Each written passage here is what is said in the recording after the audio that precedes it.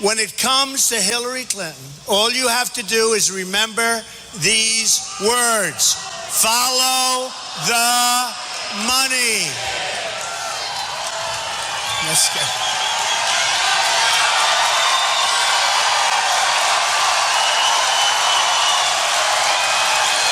That's become very popular, I will say. Hillary Clinton praised or pushed TPP on 45 separate occasions. Her close associate and confidant, Governor Terry McAuliffe, said she'd pass it. Don't worry. Her husband talks it up. Everyone knows she's for it because she doesn't believe in protecting American jobs or American sovereignty. She doesn't believe it. Hillary Clinton only believes in protecting her special interests and her donors. Of the 262 companies that lobbied for the passage of TPP, 82, or nearly 1 in 3, donated between $21 and $67 million to the Clinton Foundation. Think of that. 9 companies that lobbied for the passage of TPP paid Hillary Clinton $2.7 million for paid speeches. Who would want to hear Hillary Clinton speak and pay her $200,000, $300,000, $400,000, $500,000? Who? You think so? You know, so we're going to have 20,000 people here, easy, including outside much more than that. If she came here tomorrow, if she got 500 people, seriously, I think it would be a shock, right? It would be a shock. 3 TPP member countries gave between $6 and $15 million. Think of that. At least 4 lobbies who are actively lobbying for TPP passage have raised more than $800,000 for her campaign. On November 8th, we are going to end Clinton corruption. We've had enough. And we're going to do something that has been a long, long time in coming. We are going to put America first. We are going to put America first. Hillary Clinton is an insider fighting only for herself and for her donors. I'm an outsider fighting for you. We have a movement like they've never seen in this country before.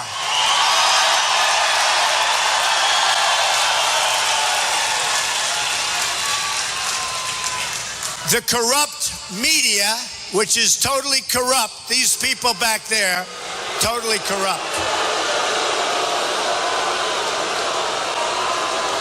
Working along with the political establishment and the establishment is panicking because they know this is awfully tough to stop. What's happening right now, folks? Awfully tough.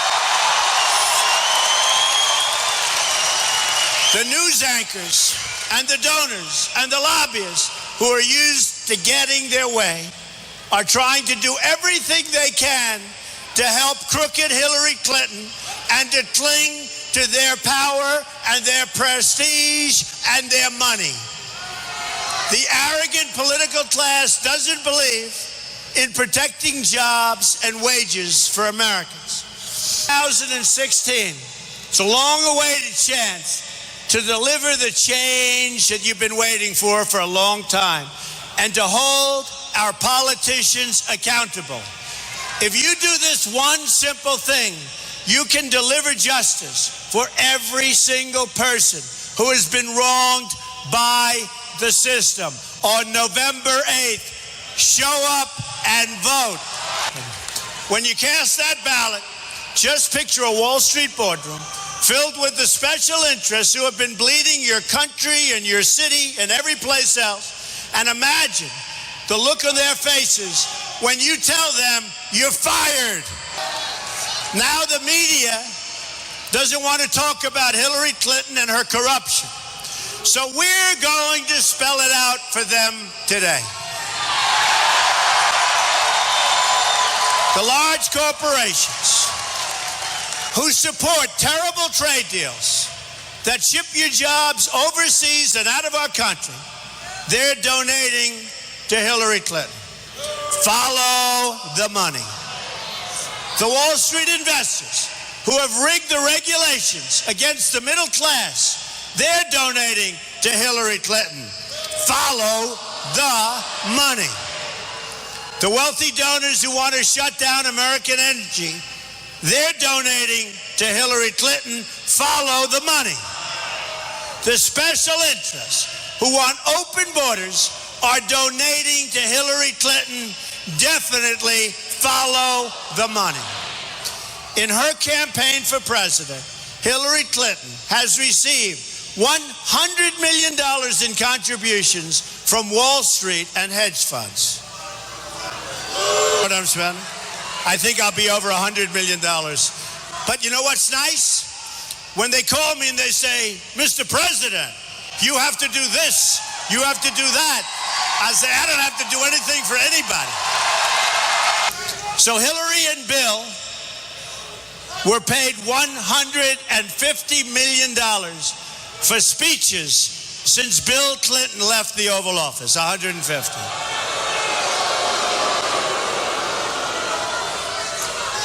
Did they get their money's worth? Well, maybe they did, not from the speech. The same groups are paying Bill and Hillary for their speeches. These were the groups that were lobbying, in many cases, the federal government. I'm shocked. 22 groups paying Bill Clinton for speeches lobbied the State Department while Hillary was Secretary of State. Shocking. Favors and access were granted to those who wrote checks. She put the office of Secretary of State up for sale, and she never ever got the chance, and she will get the chance if we don't get out to vote. She will get the chance, so we can't let that happen. Because if she gets the chance, she will put the Oval Office up for sale like she always does. Remember, folks, she's been doing this for 30 years and she just doesn't produce.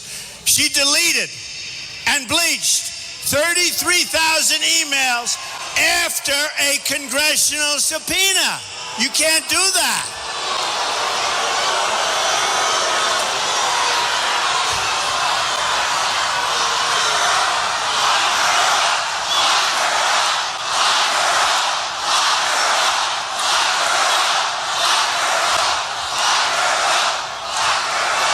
After the subpoena. How about this? You get a federal subpoena. You get a subpoena from Congress. I mean, how high can it get? To give your emails, to give your papers, to give everything. It isn't before you get the subpoena. This is after you get the subpoena. And after you get the subpoena, you delete and bleach. A process nobody ever heard of. Who heard of that in this room? Did anybody ever hear of it? They call it bleaching. They call it acid washing.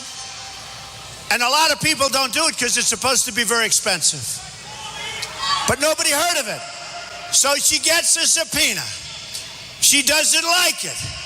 She says, in my opinion, or somebody does, but she says, delete all of my emails. Delete them. And then she said, and by the way, is there another process where they can never find them? Yes, ma'am, we can bleach them. Then bleach them. Because I don't want anybody to see the wedding and the yoga classes, right? She said they were wedding and yoga class tweets. I give 5 for the wedding and 3 for the yoga class, but what about the rest? In addition, she got rid of 13 phones. They were missing or gone, and several were destroyed by a hammer. Who ever destroyed your phone with a hammer? Is there anybody? There's one person. What business are you in? Foreign enemies with easy access to hack. And believe me, she's vulnerable, and she makes us vulnerable because foreign enemies, you look at her server, and they're probably hacking her all over the place. Unfortunately, maybe we'll find out at a later date. Lies to Congress under oath. She lies to Congress. How many times did she lie to Congress? And then the media protects her, and they don't talk about that. And if I'm a little bit off, Trump lies. She lied to Congress so many times. And how about her people and representatives taking the Fifth Amendment and her ringleaders getting immunity deals, 5 deals, 5 immunity deals. We call them now the FBI Immunity 5. So, listen to this. Listen to this. Here's my question for Hillary Clinton. Can you promise that not one of the 5 people who were granted criminal immunity will ever be allowed to serve in a Clinton administration if that ever happens? Oh, would that be bad?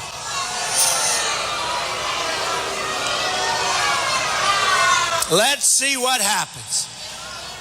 And here's a demand I'm making today to President Obama.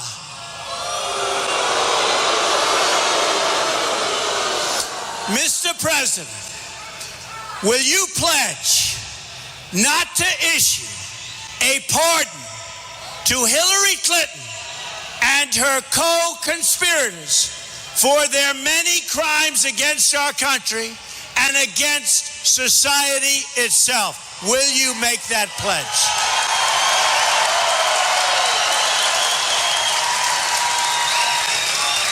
No one is above the law. Clinton and her cronies will say anything, do anything, lie about anything to keep their grip on power, to keep their control over our country.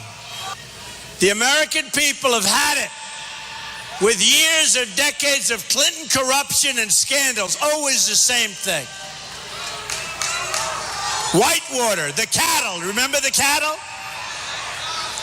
I think she had the greatest return on a cattle investment in the history of the cattle world.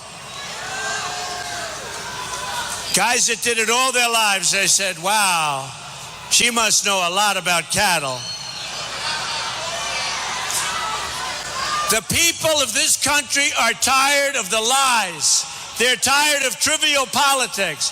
They're tired of being talked down to, looked down upon, and treated like second-class citizens. This will finally be the year that the American people say, enough is enough.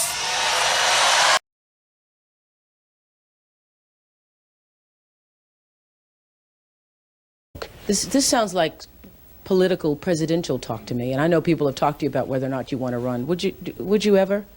Probably not, but I do get tired of seeing the country ripped off. Why would you not? I just don't think I really have the inclination to do it. I love what I'm doing. I really like it. Also, it doesn't pay as well. No, it doesn't. But, you know, I just probably wouldn't do it, Oprah. I probably wouldn't, but I do get tired of seeing what's happening with this country. And if it got so bad, I would never want to rule it out totally, because I really am tired of seeing what's happening with this country, how we're really making other people live like kings, and we're not. Would you like to be the President of the United States? I really don't believe I would run it, but I would like to see somebody as the president who could do the job, and there are very capable people in this country. Why wouldn't you dedicate yourself to public service? Because I think it's a very mean life. I would love and I would dedicate my life to this country, but I see it as being a mean life, and I also see it as somebody with strong views and somebody with the kind of views that are maybe a little bit unpopular, which may be right, but may be unpopular, wouldn't necessarily have a chance of getting elected against somebody with no great brain but a big smile. It's a step. Can you say it's a major step? I don't think I can say it's a major step. I'm looking at it very seriously. I have a lot to lose, Larry. I mean, I'm the biggest developer in New York by far. I'm doing more, as you know, from being here. The world should be based more on common sense. I mean, people don't even think. When I ask a question, why, as an example, why are we defending Japan for nothing? Why aren't they paying for it? Everyone says, is that true? Do we really do that? Nobody even knows about it. And then they think about it, and that's the end of it. And by the way, including politicians, top politicians, I ask them, Washington, I say, why are we defending Japan for nothing? They say, boy, I'll tell you what, I'm angry about it. They're angry for one day, and then they go on to something else. I will tell you, behind closed doors, they are laughing at the United States. They think we are the biggest fools, the dumbest people in the world. Because look at the way they're living. Look at the way we defend them. Look at the way we opened up the Persian Gulf. Most of the oil goes to Japan. We open up the Persian Gulf for Japan to get oil, for Saudi Arabia, for Kuwait to make money. Why aren't they paying us for this? And it's all common sense, and I say it, and people say, boy, he's right, and then they don't do anything about it, the politicians I'm talking about. And it angers me, because then you say, why is there poverty? Why is there no education in Harlem? Why are the schools so bad? Why is there no housing? I'll tell you what, because this country doesn't have the money to do it. By the power invested me in WNET, I make you in charge. The Donald is running the show. I've come a long way with you. Would you do it? I wouldn't want to do it. I tell you what, I do not want to do it. I love what I'm doing now. I have a certain freedom. I don't think anyone does it any better than I've done it. I mean, I haven't been around that long. If you really look, it's 10 years, it's 12 years. It's not a long period of time in terms of what I've been able to build. But you have this big total vision of the country, the United States of Trump. I mean, okay. Would you really like to take over and run the country as you have run your organization? I would much prefer that somebody else do it. I just don't know if the somebody else is there. I don't know if we have the kind of advocate that you need. We need major surgery. This country needs major surgery. Are you the surgeon? I think I do a fantastic job, but I really would prefer not doing it.